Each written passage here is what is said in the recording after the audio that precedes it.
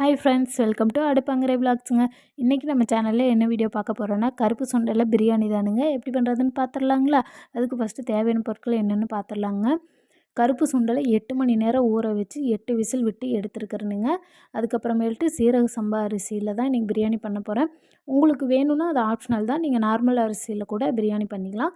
அதுக்கப்புறமேல்ட்டு 3/4 கிளாஸில் தயிர், பிரியாணி ஸ்பைசஸ், ஒரு பெரிய வெங்காயம், உருளைக்கிழங்கு, கொத்தமல்லி, புதினா, சின்ன பச்சை மிளகா 2ங்க, ஒரு 1/2 லெமன், அதுக்கப்புறம் தக்காளி, எண்ணெய், நெய், உப்பு, மது, பிரியாணி இன்ஸ்டன்ட் மிக்ஸ் தாங்க எடுத்துருக்கிறேன்.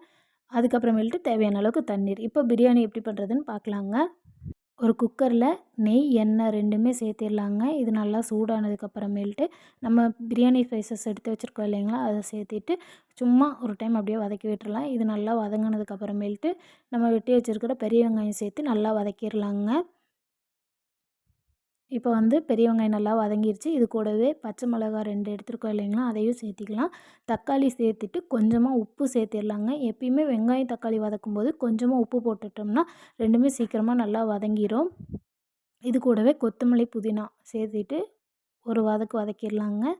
இதுக்கப்புறமேல்ட்டு ஒரு உருளைக்கிழங்கு எடுத்து வச்சுருந்தோம் இல்லைங்களா, அதையும் சேர்த்திக்கலாம். சேர்த்திட்டு நல்லா வதக்கி விட்டுறலாம். நம்ம எடுத்து வச்சுக்கிற மது இன்ஸ்டன்ட் பிரியாணி மிக்ஸை சேர்த்திக்கலாங்க. சேர்த்திட்டு இது கொஞ்சம் நல்லா வதங்கணும்.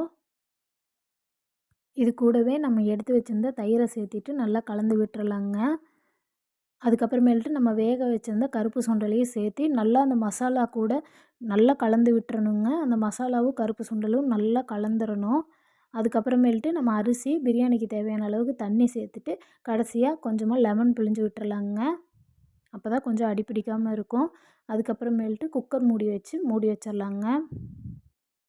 ஒரு விசில் இல்லை 2 விசில் விட்டுட்டு ஸ்டவ் ஆஃப் பண்ணிடலாம். இப்போ நம்மளோட பிரியாணி ரெடி ஆயிடுச்சுங்க. எப்படி இருக்குதுன்னு ஓப்பன் பண்ணி பார்க்கலாம்.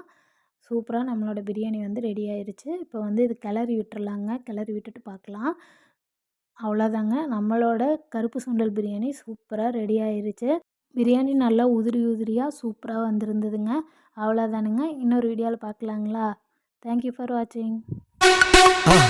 மறக்காம சர்ப்ரைஸ் பண்ணுங்கள். தேங்க்யூ.